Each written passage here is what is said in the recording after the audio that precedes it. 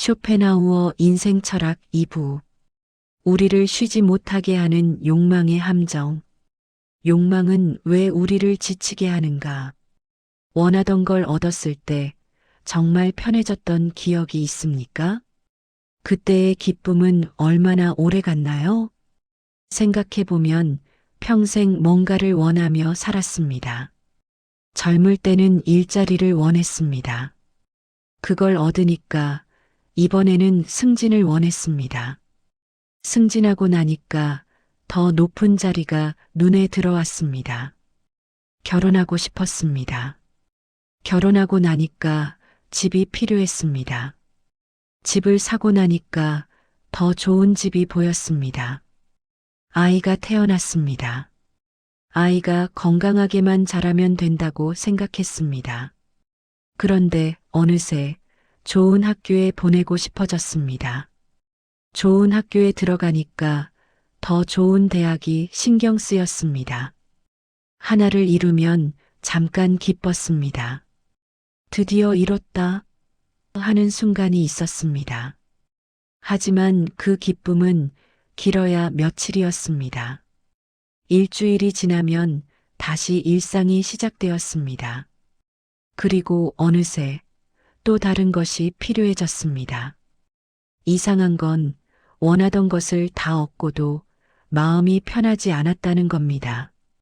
오히려 나이가 들수록 욕망은 더 복잡해졌습니다. 젊을 때는 단순했습니다. 이것만 있으면 된다고 생각했습니다.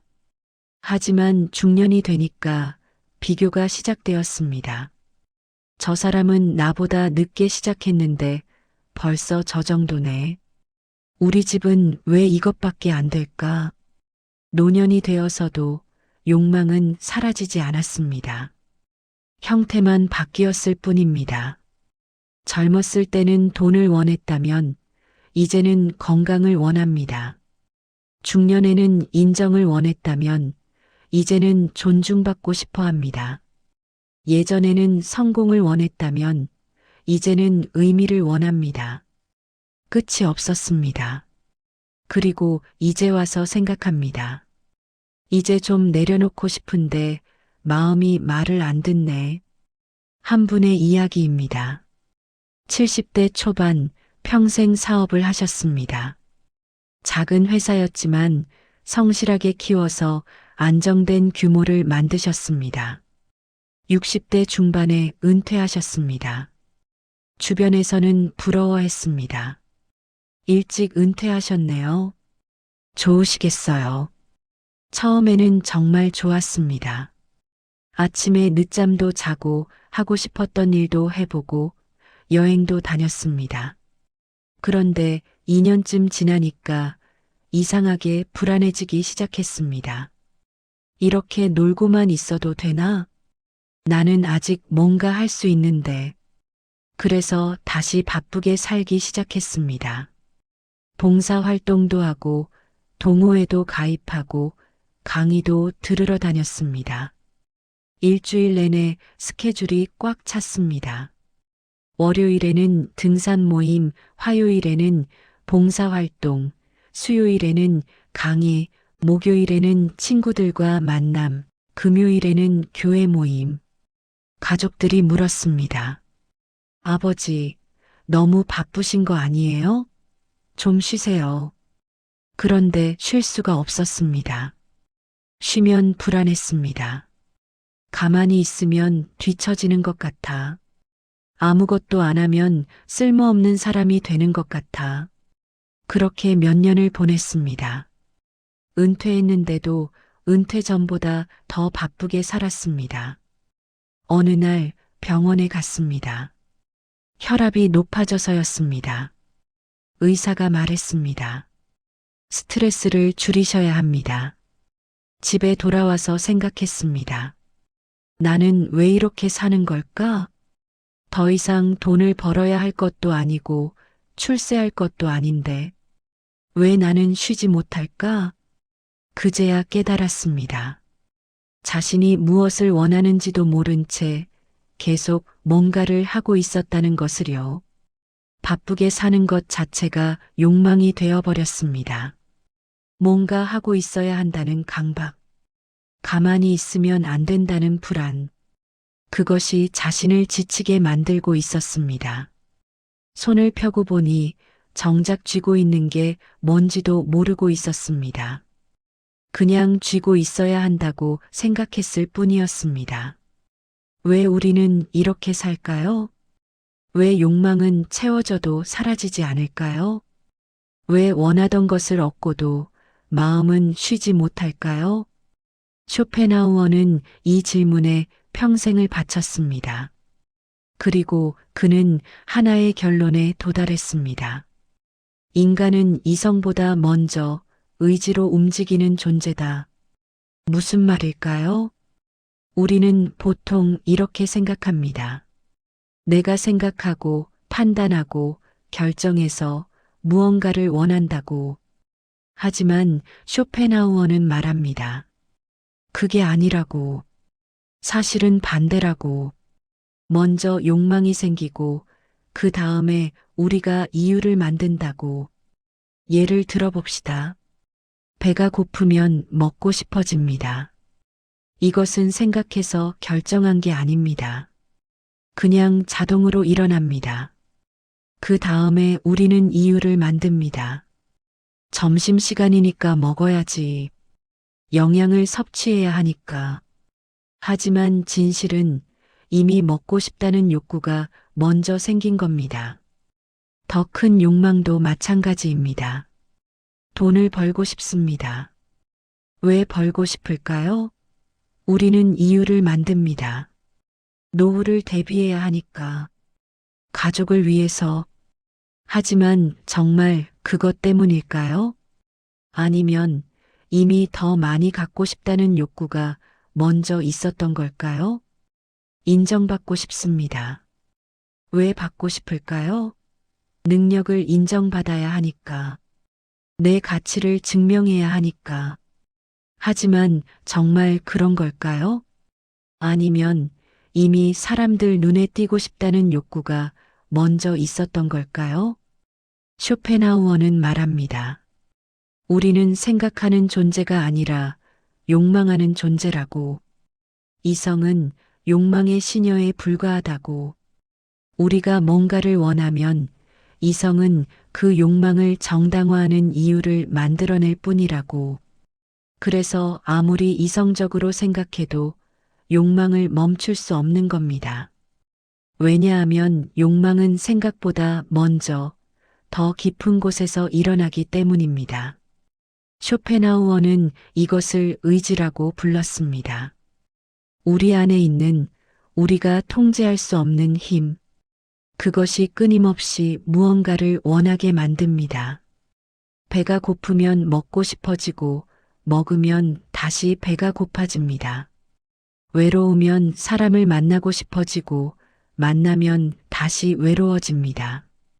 돈이 없으면 벌고 싶어지고 벌면 더 많이 벌고 싶어집니다. 이것은 끝이 없습니다.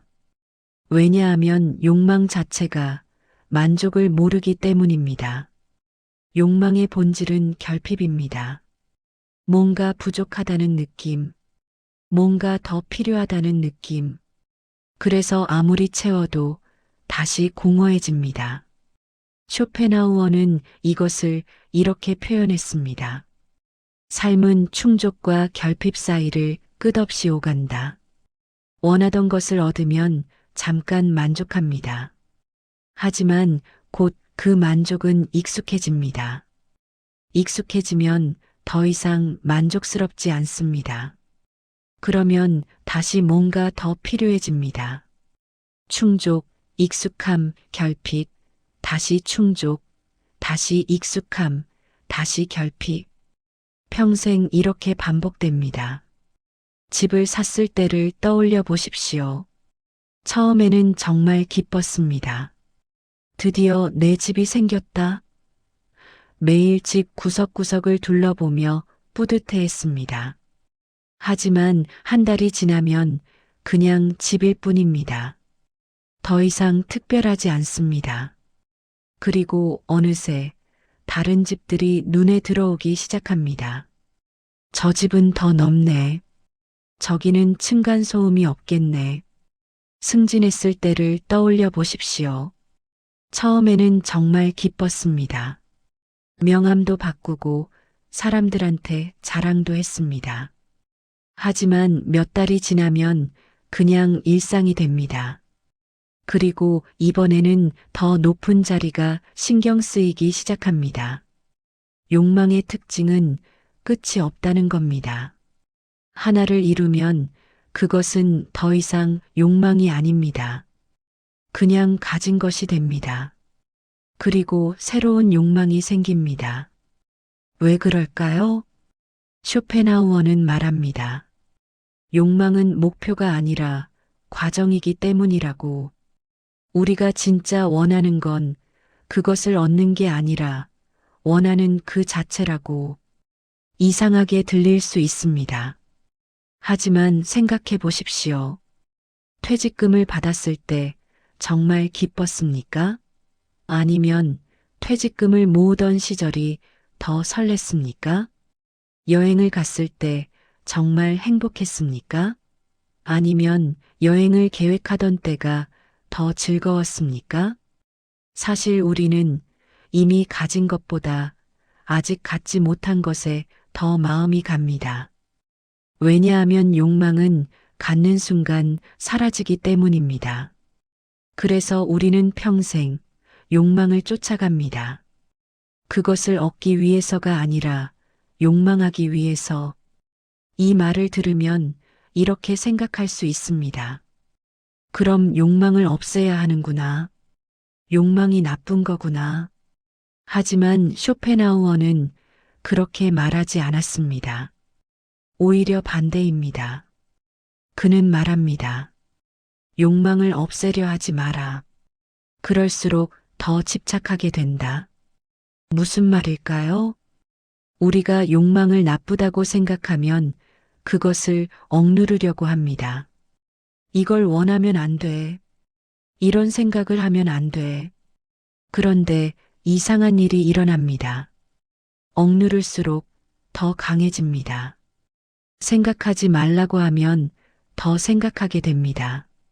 원하지 말라고 하면 더 원하게 됩니다. 다이어트를 해본 적이 있습니까? 오늘은 절대 먹지 말아야지 하고 결심합니다. 그런데 그럴수록 음식 생각이 더 납니다.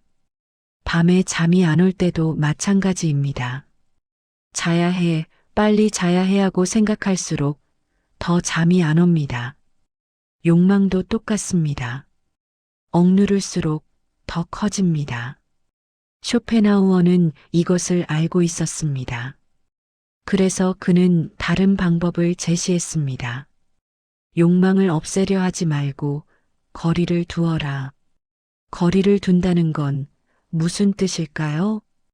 욕망을 나 자신과 동일시하지 않는 겁니다. 내가 이것을 원한다가 아니라 지금 이런 욕망이 일어나고 있구나라고 보는 겁니다. 미묘하지만 큰 차이가 있습니다. 내가 원한다고 생각하면 나와 욕망이 하나가 됩니다. 그러면 욕망을 멈출 수 없습니다. 왜냐하면 나를 멈출 수는 없으니까요. 하지만 욕망이 일어나고 있다고 보면 나와 욕망 사이에 공간이 생깁니다.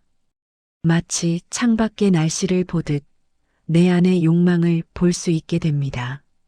아, 지금 돈이 더 필요하다는 생각이 일어나고 있구나. 아, 지금 인정받고 싶다는 마음이 일어나고 있구나. 이렇게 보면 조금 달라집니다. 욕망에 휩쓸리지 않게 됩니다. 욕망이 있어도 그것에 사로잡히지 않게 됩니다. 쇼펜하우어는 이것을 관조라고 불렀습니다. 한 발짝 물러나서 있는 그대로를 보는 것. 판단하지 않고 억누르지 않고 그냥 보는 것. 그러면 이상한 일이 일어납니다. 욕망이 약해집니다. 없어지는 건 아닙니다. 하지만 힘이 빠집니다. 왜냐하면 욕망은 우리가 동일시할 때만 힘을 갖기 때문입니다. 내가 이것을 꼭 가져야 해라고 생각할 때 욕망은 강력해집니다. 하지만 지금 이런 욕망이 있구나라고 볼 때 욕망은 그냥 지나가는 생각일 뿐입니다. 쇼펜하우어가 이렇게 생각하게 된 데는 동양 철학의 영향이 컸습니다. 특히 불교의 가르침에서 그는 자신의 생각이 옳다는 확신을 얻었습니다. 불교에서는 욕망을 가래라고 부릅니다. 갈증갈 사랑해. 목이 마른 것처럼 끊임없이 무언가를 원하는 마음. 부처는 말했습니다. 가래가 고통의 원인이다. 욕망 자체가 문제가 아닙니다. 가래가 문제입니다. 욕망과 가래는 다릅니다. 욕망은 필요한 것을 원하는 마음입니다. 배가 고프면 먹고 싶고 추우면 따뜻해지고 싶은 것. 하지만 가래는 집착입니다. 꼭 가져야 한다는 마음. 없으면 안 된다는 마음. 그것이 내 행복의 조건이라는 생각. 쇼펜하우어는 이것을 정확히 이해했습니다. 우리를 힘들게 하는 건 원하는 것 자체가 아니라 집착이라고. 예를 들어봅시다. 건강하고 싶은 마음은 자연스럽습니다. 하지만 건강하지 않으면 안 되라고 집착하면 그것이 고통이 됩니다. 돈이 있으면 좋습니다. 하지만 돈이 없으면 불행이라고 생각하면 그것이 고통이 됩니다. 자식이 잘 되기를 바라는 마음은 당연합니다. 하지만 자식이 성공해야 내가 행복해라고 생각하면 그것이 고통이 됩니다. 차이가 보이십니까? 원하는 것과 집착하는 것은 다릅니다. 원하는 것은 가볍습니다. 있으면 좋고 없어도 괜찮습니다. 하지만 집착은 무겁습니다. 꼭 있어야 하고 없으면 불안합니다. 불교에서는 이것을 무집착이라고 가르칩니다. 집착하지 않는다는 건 아무것도 원하지 않는다는 뜻이 아닙니다. 원하되 매달리지 않는다는 뜻입니다. 원하되 그것이 내 행복의 조건은 아니라는 걸 아는 겁니다. 쇼펜하우어는 이 가르침을 읽고 깊이 공감했습니다. 자신이 평생 고민했던 것을 부처는 이미 알고 있었던 겁니다. 그리고 그는 확신했습니다. 욕망을 억누르는 게 아니라 흘려보내는 것. 그것이 진짜 자유라는 것을요. 그렇다면 구체적으로 어떻게 해야 할까요? 어떻게 욕망과 거리를 둘 수 있을까요?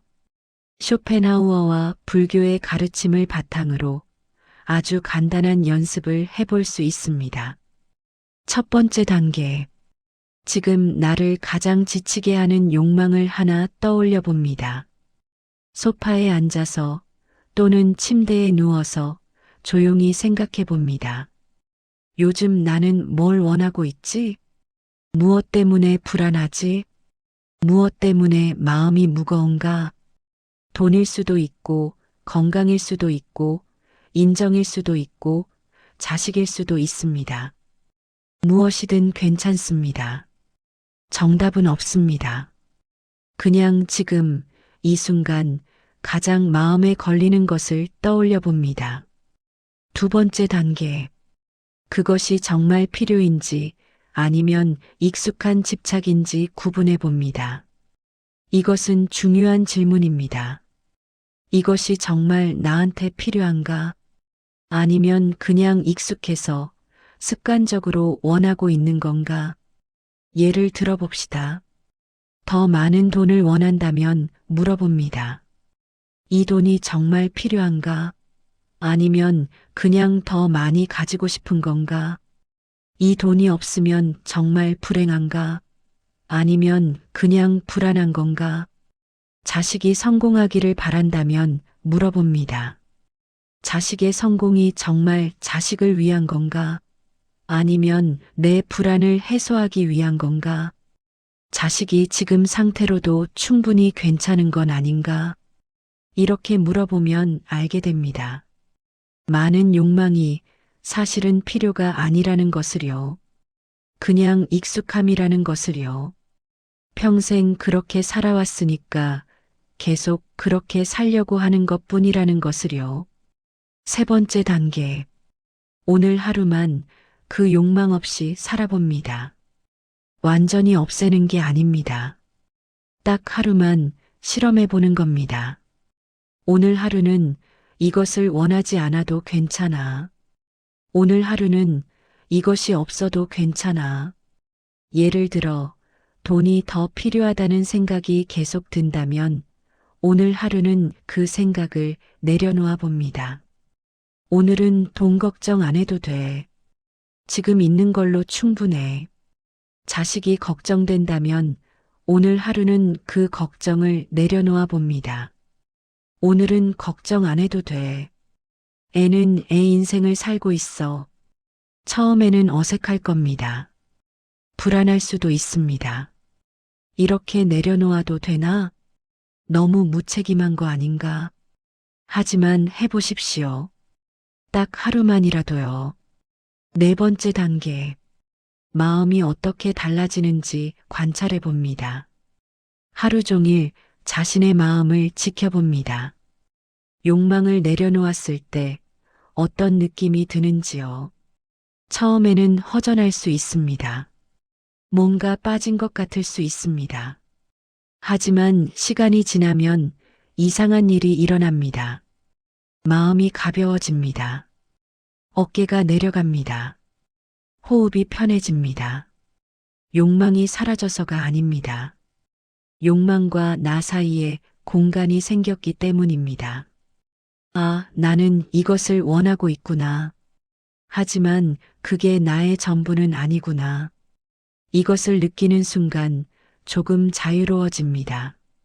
어떤 분들은 걱정합니다.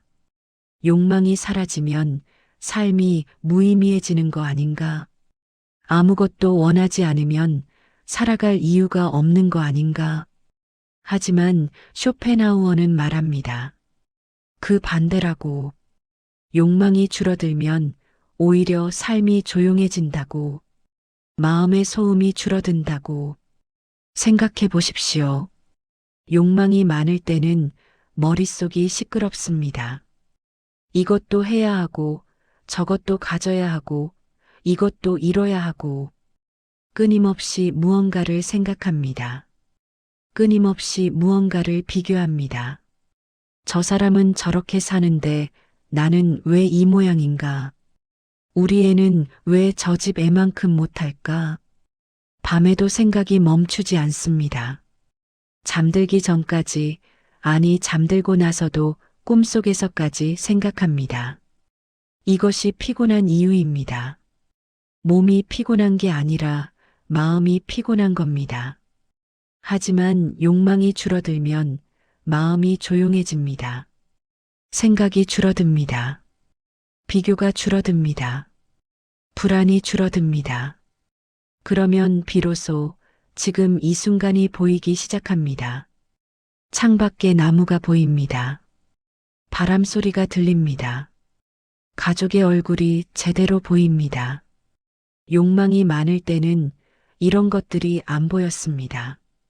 왜냐하면 머릿속이 너무 시끄러워서 주변을 볼 여유가 없었으니까요. 하지만 욕망이 줄어들면 비로소 볼 수 있습니다. 이미 가진 것들이 보입니다. 이미 충분하다는 것이 보입니다. 쇼펜하우어는 말년에 이렇게 썼습니다. 진정한 지혜는 원하는 것을 얻는 능력이 아니라 원하는 것을 줄이는 능력이다. 왜냐하면 원하는 것을 얻어도 만족은 오지 않기 때문입니다. 하지만 원하는 것을 줄이면 이미 가진 것으로도 충분해지기 때문입니다. 이것은 포기가 아닙니다. 이것은 자유입니다. 욕망의 수레바퀴에서 잠시 내려오는 것. 그것이 진짜 쉼입니다. 돌이켜보면 우리는 평생 뭔가를 원하며 살았습니다.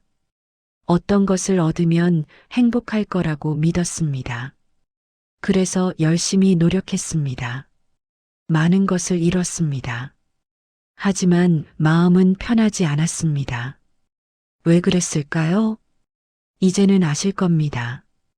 우리가 원했던 건 사실 그것들이 아니었습니다. 우리가 진짜 원했던 건 평화였습니다. 마음의 평화. 하지만 평화는 무언가를 얻어서 오는 게 아닙니다. 평화는 무언가를 원하지 않을 때 옵니다. 쇼펜하우어는 이것을 평생에 걸쳐 깨달았습니다. 부처는 2500년 전에 이미 이것을 알고 있었습니다. 이제 우리도 알게 되었습니다. 그렇다면 이제 어떻게 해야 할까요? 욕망을 완전히 없앨 수는 없습니다. 우리는 인간이니까요. 하지만 욕망과 거리를 둘 수는 있습니다. 욕망을 나 자신과 동일시하지 않을 수 있습니다. 내가 이것을 원한다가 아니라 지금 이런 욕망이 일어나고 있구나라고 볼 수 있습니다. 그러면 조금 자유로워집니다. 욕망에 끌려다니지 않게 됩니다. 욕망이 있어도 그것 때문에 괴로워하지 않게 됩니다. 이것이 쇼펜하우어가 말한 관조입니다. 이것이 부처가 말한 무집착입니다. 이것이 우리가 할 수 있는 가장 현실적인 자유입니다. 오늘 밤 잠들기 전에 한번 해보시겠습니까? 지금 나를 가장 지치게 하는 욕망을 하나 떠올려 보십시오. 그리고 물어보십시오. 이것이 정말 필요한가? 아니면 그냥 익숙한 집착인가?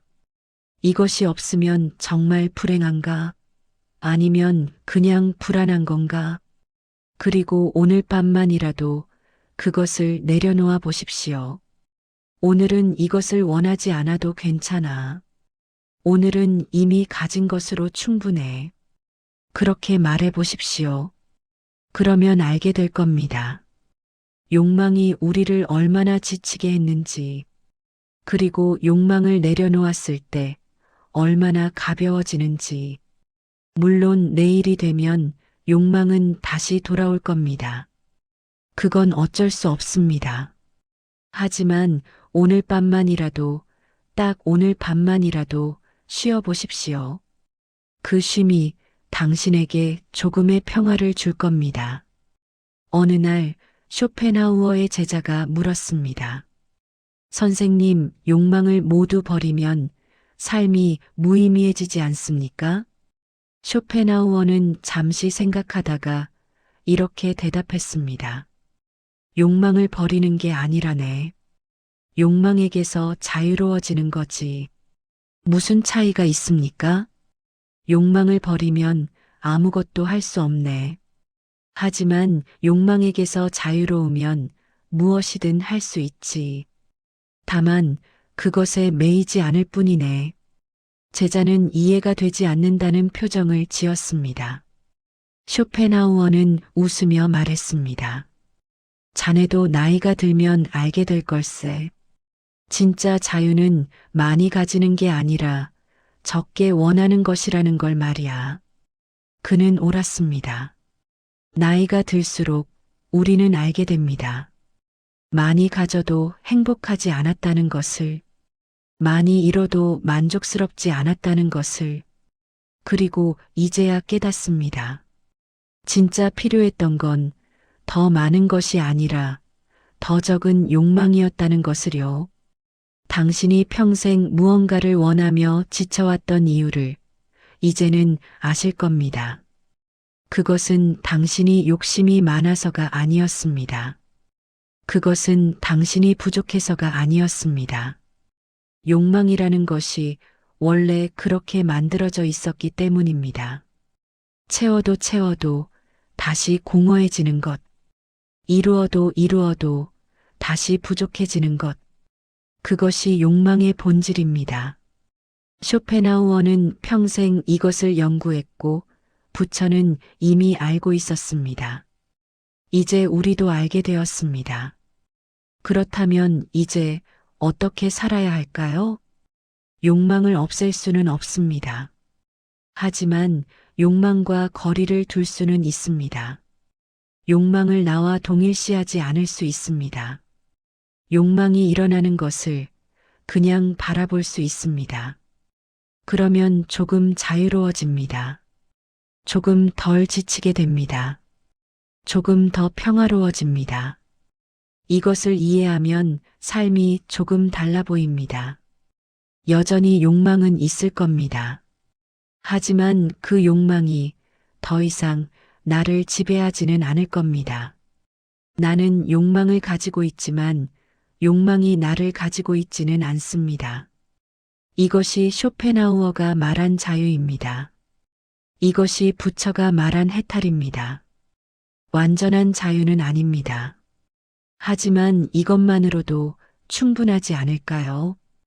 밤이 깊어갑니다. 오늘 하루 당신은 무엇을 원했습니까? 그 욕망이 당신을 어떻게 만들었습니까? 조금 지치셨습니까? 그렇다면 이제 잠시 내려놓으셔도 괜찮습니다. 욕망은 내일도 있을 겁니다. 하지만 오늘 밤만은 쉬셔도 됩니다. 아무것도 원하지 않아도 됩니다. 아무것도 걱정하지 않아도 됩니다. 그냥 지금 이 순간 숨 쉬고 있다는 것, 살아있다는 것, 그것만으로도 충분합니다. 쇼펜하우어는 이렇게 말했습니다. 행복은 먼 곳에 있지 않다. 욕망이 멈춘 그곳에 있을 뿐이다. 당신의 행복도 멀리 있지 않습니다. 지금 여기 욕망을 잠시 내려놓은 이 순간에 있습니다. 욕망이 삶을 이렇게 만들었다면 이제 남은 질문은 하나입니다. 그럼 우리는 어떻게 살아야 할까요? 욕망도 알았고 그 구조도 이해했습니다. 이제 마지막으로 실제로 어떻게 살 것인가에 대해 이야기해야 할 때입니다. 다음 이야기에서 함께 그 길을 찾아보겠습니다.